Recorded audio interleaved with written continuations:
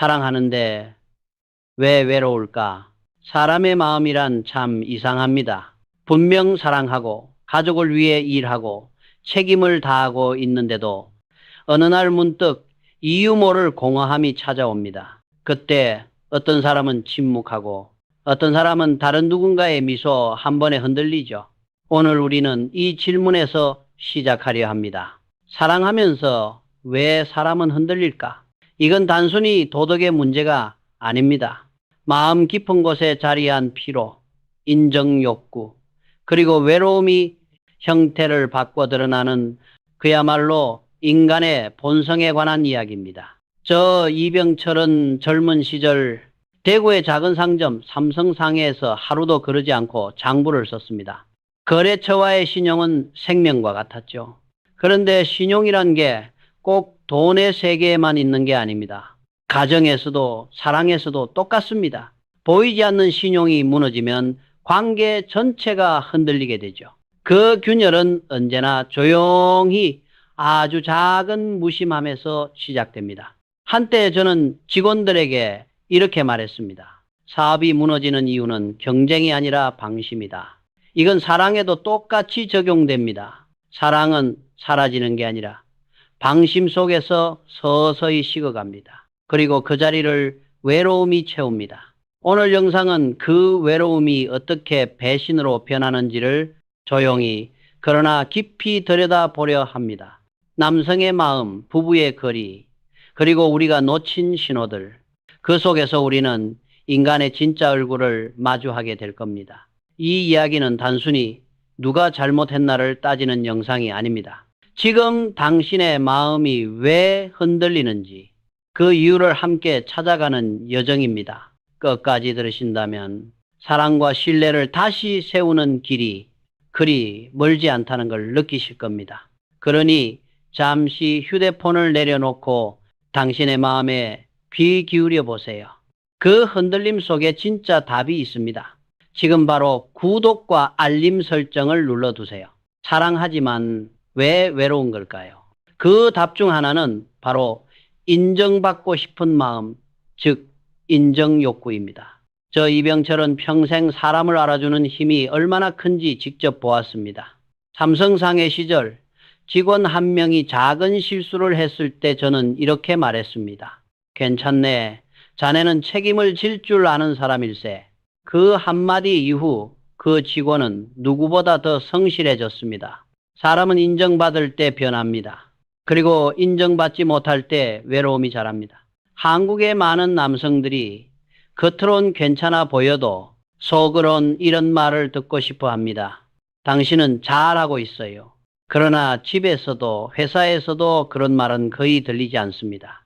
회사에서는 실적만이 평가 기준이고 가정에서는 남편이니까 아버지니까가 당연한 일로 여겨집니다. 그 결과 남성의 마음속에는 조용한 결핍이 생깁니다.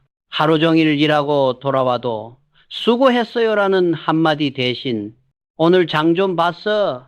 라는 말이 돌아올 때 그 공허함은 서서히 커집니다. 그때 누군가가 이렇게 말합니다.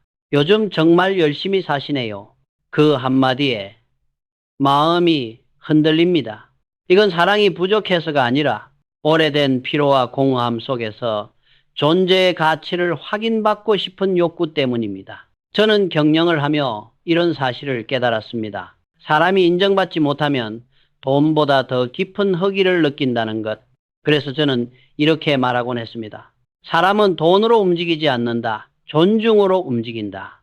삼성이 커질 수 있었던 이유는 단순히 기술이 아니라 사람이 스스로 가치 있는 존재라고 느낄 수 있도록 만들었기 때문이었습니다. 하지만 그 인정이 방향을 잃을 때 문제가 시작됩니다. 외부의 칭찬에만 의존하면은 마음은 점점 불안해집니다. 잠시의 관심, 가벼운 메시지 한 줄, 그것이 오랜 결핍을 채워주는 듯하지만 결국 더 큰 허물을 남깁니다. 진짜 인정은 밖에서 오는 박수가 아닙니다. 스스로의 책임을 다할 때 마음 안에서 조용히 쌓이는 신뢰입니다. 그 신뢰가 쌓일수록 외부의 유혹은 힘을 잃습니다. 기업도 사람도 같습니다. 삼성의 경쟁력은 광고가 아니라 품질이었듯 관계의 경쟁력도 말이 아니라 진심에서 나옵니다. 만약 요즘 이유 없이 피곤하고 마음이 공허하다면 당신은 사랑이 부족한 게 아닙니다. 인정받지 못한 채 오래 버텨온 사람, 일 가능성이 큽니다. 그리고 그 결핍은 외로움이 되고 때로는 흔들림으로 변합니다.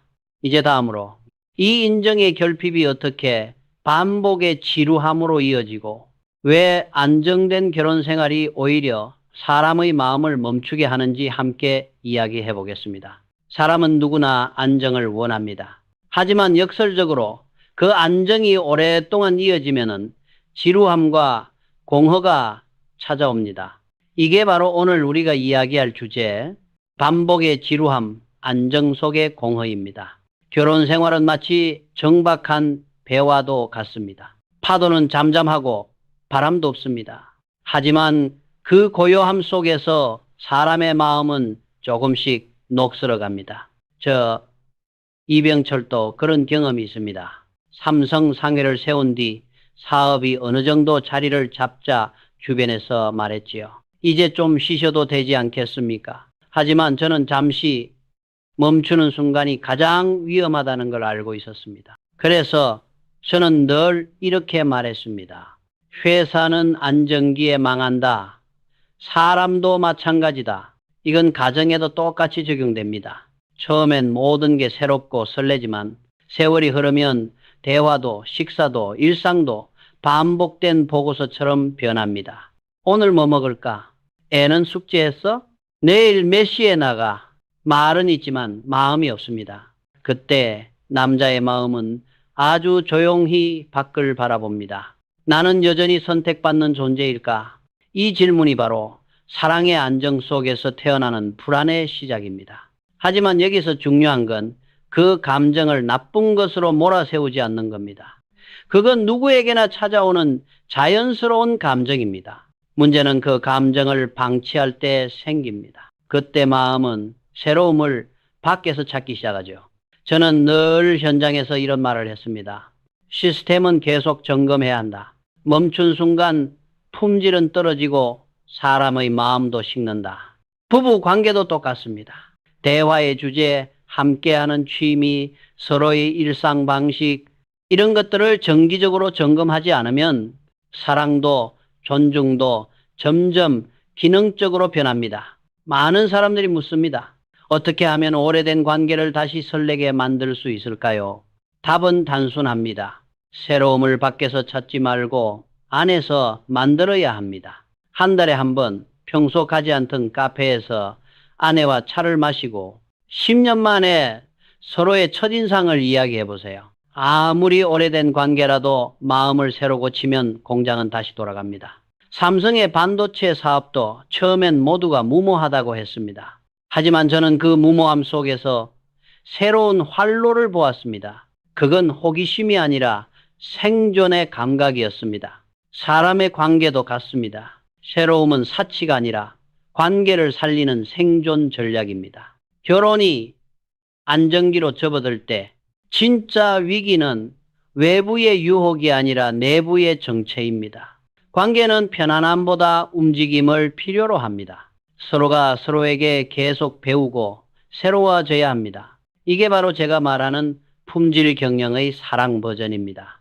제품의 품질을 유지하듯 관계의 품질도 정기적인 점검과 개선으로 유지해야 합니다. 다음에서는 이 조용한 공허가 어떻게 대화의 붕괴로 이어지는지, 그리고 왜 부부가 서로 말하지 않게 되는지를 이야기하겠습니다. 관계가 무너질 때 그 시작은 언제나 조용합니다. 오늘의 주제는 바로 대화의 붕괴, 감정이 사라지는 순간입니다.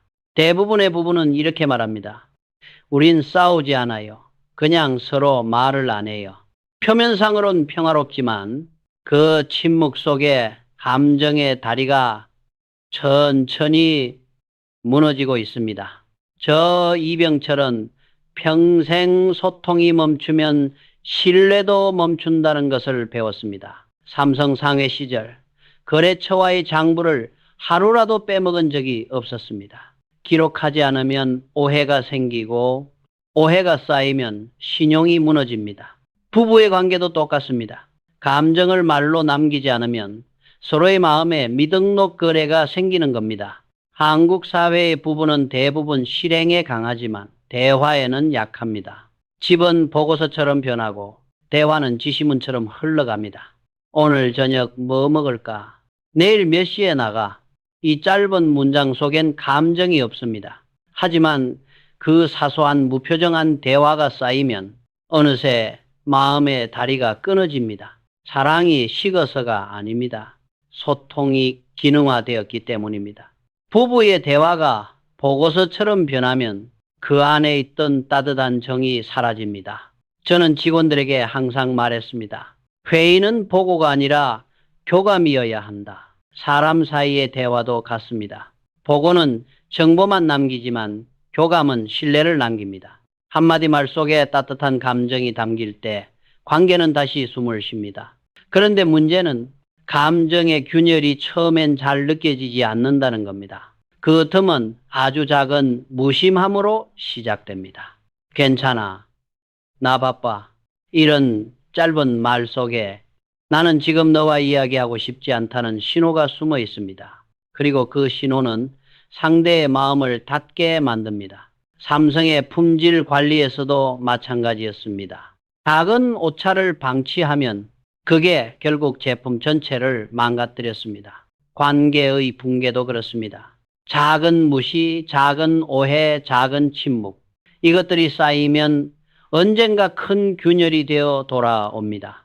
저는 감정의 다리를 복구하는 첫걸음은 아주 단순하다고 생각합니다. 그건 기록하는 대화입니다. 하루의 끝에 5분만이라도 서로에게 오늘 느낀 감정을 말로 남겨보세요.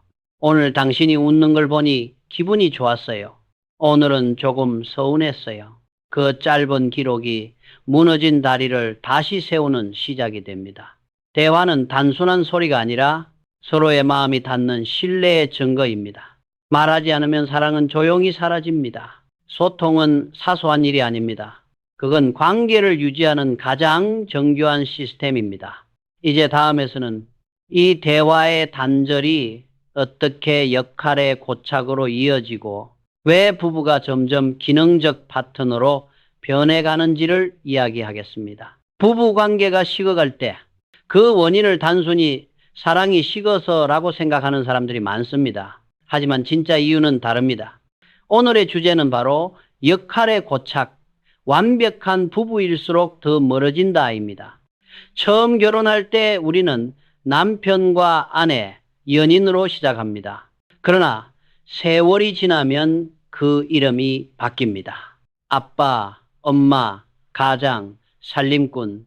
역할은 점점 완벽해지지만 그 속의 감정은 점점 사라집니다. 저 이병철은 삼성그룹을 운영하며 항상 이렇게 말했습니다. 조직이 경직되면 창의가 죽고 사람이 역할에 갇히면 관계가 죽는다. 가정도 똑같습니다. 해야 할 일이 늘어나고 하고 싶은 일은 사라질 때 부부는 더 이상 서로에게 설레지 않습니다. 많은 남편이 이렇게 말합니다. 나는 돈을 벌어오고 당신은 집을 지키면 되잖아. 많은 아내가 이렇게 답합니다. 나는 살림을 하고 당신은 일만 하지 않나요? 둘 다 틀린 말이 아닙니다. 하지만 그 대화 속엔 우리가 없습니다. 역할만 남고 감정은 사라진 겁니다. 삼성의 성장기에도 비슷한 일이 있었습니다. 모두가 각자의 업무에 몰두하다 보면 부서 간벽이 생깁니다. 생산팀은 우린 계획대로 했다고 말하고 영업팀은 판매가 안 된다라고 답하죠. 서로 잘못은 없지만 결과는 실패입니다. 이걸 저는 조직의 사일로 시로 현상이라 불렀습니다. 가정에서도 같은 일이 일어납니다. 남편은 가장의 사일로에, 아내는 엄마의 사일로에 갇혀버립니다. 그때부터 사랑은 의무로 바뀝니다. 함께 식탁에 앉아도 눈빛은 보고서처럼 차갑습니다. 대화는 계획표가 되고 스킨십은 형식이 됩니다. 사랑은 기능이 되고 부부는 운영체계가 됩니다. 저는 경영에서도 이렇게 말했습니다. 시스템은 살아있는 생명체처럼 유연해야 한다. 부부도 마찬가지입니다. 오늘의 역할이 내일도 같을 필요는 없습니다. 서로의 역할을 주기적으로 바꾸고 작게라도 새로운 경험을 만들어야 합니다.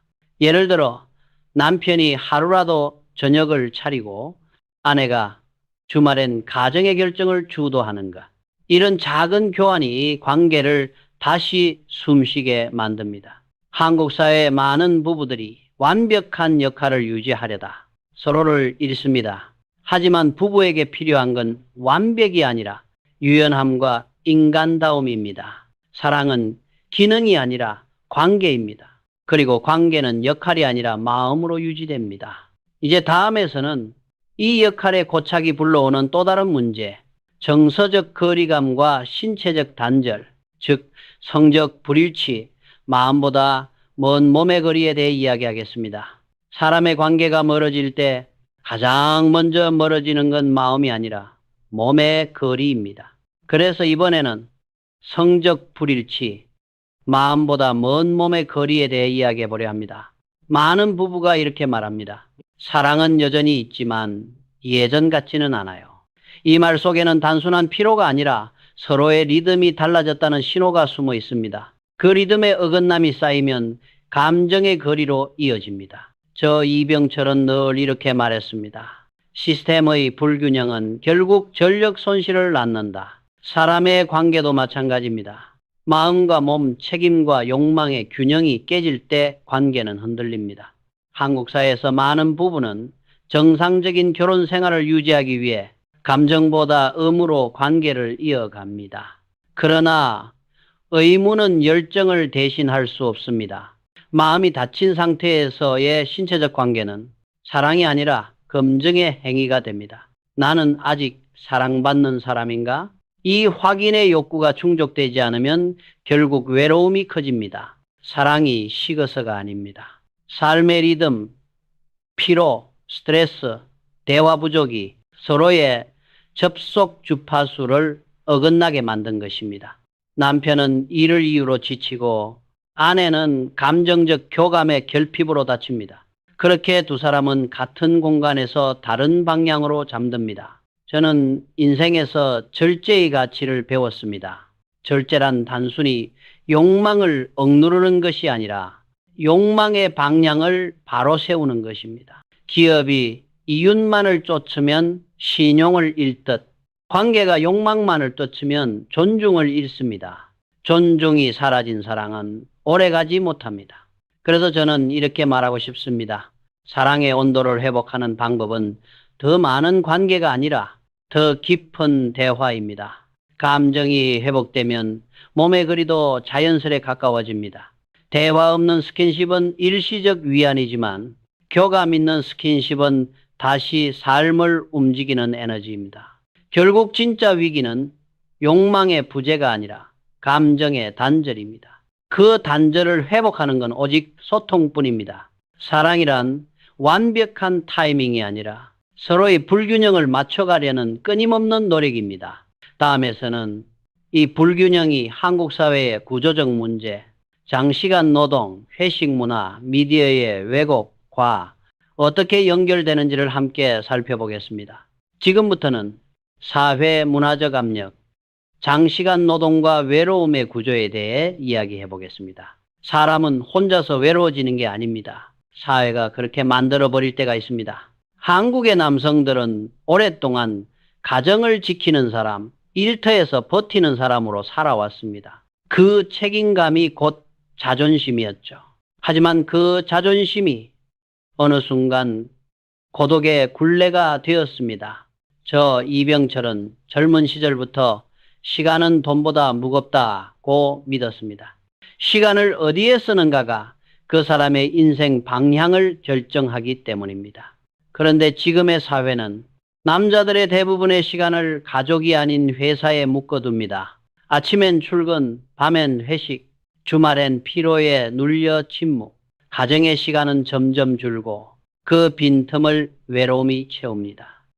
문제는 이 외로움이 너무 정상적인 것처럼 여겨진다는 점입니다. 남자는 원래 바쁘잖아. 가정은 아내가 챙기면 되지. 이런 말들이 외로움을 정당화합니다. 그 사이에 마음의 거리는 천천히 멀어지고 사랑은 시간 부족이라는 이름으로 무너집니다. 삼성의 한창 성장기 때도 그랬습니다. 밤샘 작업, 긴 회의, 끊임없는 출장. 저 역시 수없이 많은 새벽을 사무실에서 보냈습니다. 하지만 저는 그 속에서 깨달았습니다. 사람이 일에 잠식되면 결국 생각이 메말라진다. 그래서 이후 저는 직원들에게 퇴근 이후의 삶을 존중하라고 했습니다. 가정이 무너지면 일도 오래가지 않기 때문이었습니다. 그러나 지금의 한국 사회는 여전히 장시간 노동과 회식을 충성의 징표로 삼습니다. 술잔 속에서만 마음을 나누는 문화, 그 안에서 진짜 대화는 사라집니다. 남성들은 회사에선 상사의 눈치를 보고 가정에선 아이들의 눈치를 봅니다. 그 사이에서 자신이 설 자리를 잃습니다. 이런 구조 속에서 외로움은 죄가 아니라 습관이 됩니다. 그리고 그 습관은 사람을 약하게 만듭니다. 이 정도는 괜찮겠지.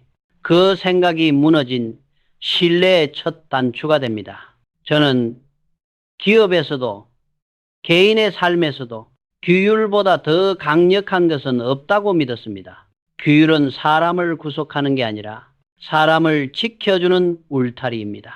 사회적 압력과 외로움 속에서도 스스로를 지키는 사람, 그가 진짜 강한 사람입니다. 결국 남성의 외로움은 개인의 문제가 아니라 사회가 만든 구조의 산물입니다. 하지만 구조를 탓하기보다 그 안에서도 스스로의 시간을 지키려는 노력이 필요합니다. 가정의 시간, 대화의 시간, 자신을 돌보는 시간, 그 세 가지를 잃지 않는다면 아무리 외로운 사회에서도 마음은 무너지지 않습니다. 이제 다음에서는 이 사회적 압력이 가져오는 결과, 즉 신뢰의 붕괴와 관계의 손상에 대해 이야기하겠습니다. 모든 잘못에는 대가가 따릅니다. 그리고 인간관계에서 그 대가는 언제나 신뢰의 붕괴로 돌아옵니다. 이번에는 결과의 비용, 신뢰의 붕괴와 관계의 손상에 대해 이야기하겠습니다. 저 이병철은 평생 이렇게 말했습니다. 신용은 기업의 생명이다. 한번 무너지면 다시 세우는데 평생이 걸린다. 그건 가정과 사랑의 세계에서도 똑같습니다. 외로움과 혼란 속에서 한순간에 선택을 할 수 있습니다. 하지만 그 선택의 결과는 생각보다 훨씬 오래 남습니다. 신뢰는 소리 없이 쌓이지만 무너질 땐 단 한 번의 행동으로 무너집니다. 가정의 신뢰가 깨질 때 그 피해는 단지 두 사람 사이에서 끝나지 않습니다. 아이의 눈빛, 가족의 공기, 하루하루의 식탁, 모든 곳에 그 균열이 번져갑니다. 아빠는 왜 변했을까? 엄마는 왜 울고 있을까? 말하지 않아도 아이는 느낍니다. 그 작은 불안이 세대 너머로 상처로 남습니다. 저는 기업을 운영하며 이런 장면을 자주 봤습니다. 하나의 실수로 거래처의 신뢰를 잃은 직원. 그는 그 후 수개월을 복구에 쏟아부었지만 돌아온 건 늘 절반뿐이었습니다. 신뢰는 쌓는데 수년이 걸리지만 무너지는 데는 단 하루면 충분합니다. 사랑도 같습니다. 한번 깨진 마음은 복원될 수 있지만 그 복원에는 참회의 시간이 필요합니다.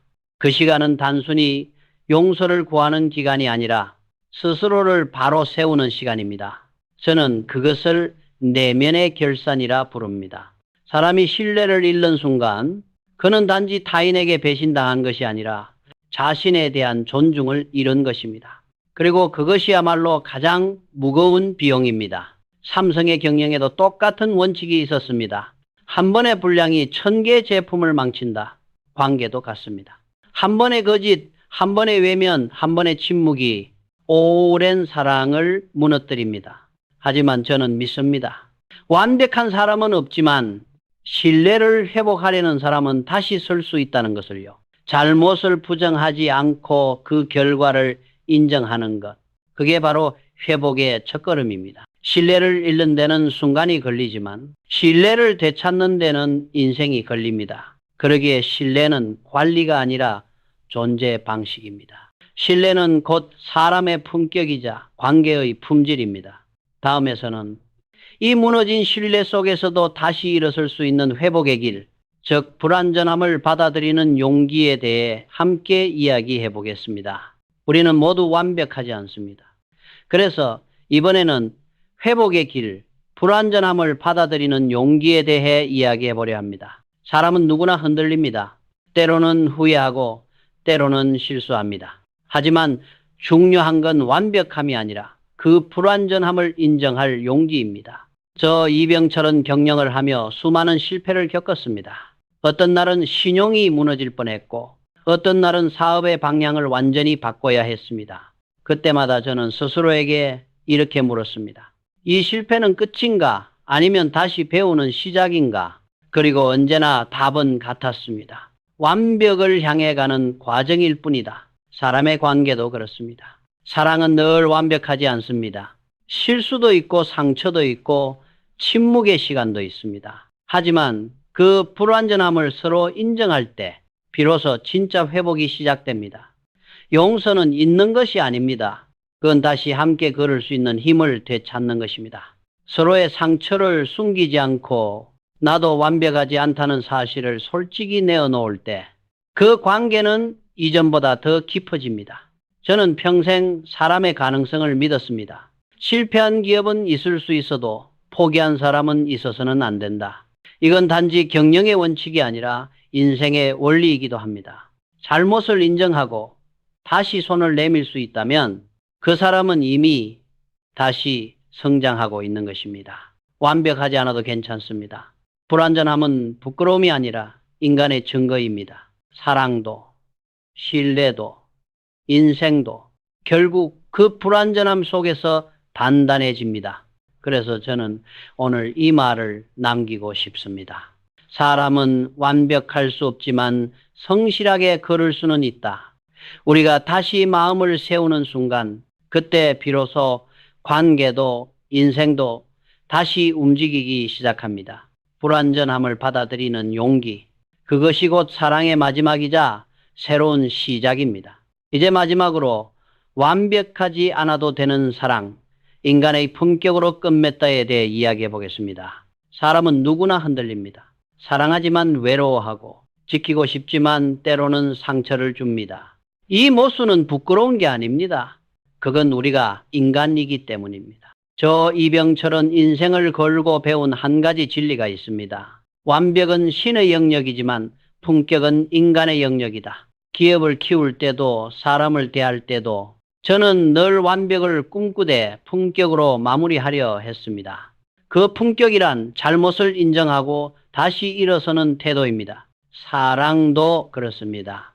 완벽한 관계는 없습니다. 하지만 서로의 불완전함을 품어줄 때 그 관계는 완성에 가까워집니다. 실수를 숨기지 않고 상처를 탓하지 않고 우리 모두 아직 배우는 중이다라고 인정하는 순간 그곳에서 진짜 사랑이 시작됩니다. 저는 이런 말을 자주 했습니다. 사람이 기업을 만든다. 그러나 신뢰가 회사를 지탱한다.